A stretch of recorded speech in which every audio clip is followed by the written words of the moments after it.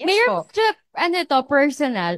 Sure. Hindi mo. Sir, Mayor, was there a time in your life na you have to decline the request of your family, specifically your kid, para magampanan mo ang pagiging ina ng lungsod?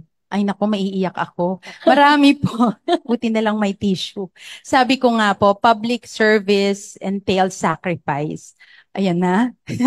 Marami pong sakripisyo talaga. So bilang ina ng lungsod, naunawaan naman po ng pamilya ko na noon pa man, pag po tinawag ng tungkulin, kagaya po ngayong mga panahong ito, nilalagnat po yung anak namin. Pero kailangan ko pong nandito bilang ina ng lungsod.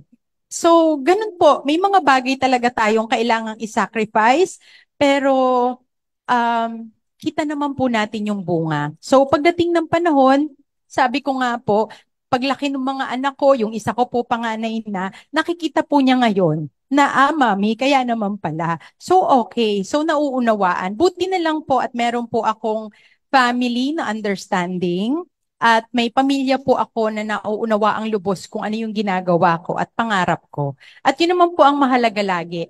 Tuwing kung meron ka pong pamilya na sumusuporta sa iyo at nakikita yung ginagawa mo, nauunawaan po nila kung ano yung pang-araw-araw. Minsan po, inaabot tayo ng 9:00 ng gabi sa mga meetings. Kagabi, may imbitasyon, may mga ganong bagay na kailangan nating gawin. Pero may mga panahon din naman po na kailangan nating magpahinga, di ba po? So pag panahon ng pahinga, talaga pong sinusulit natin yung panahon na yan para maibigay naman natin sa pamilya yung pagmamahal at kalinga na kailangan nila. So yun po.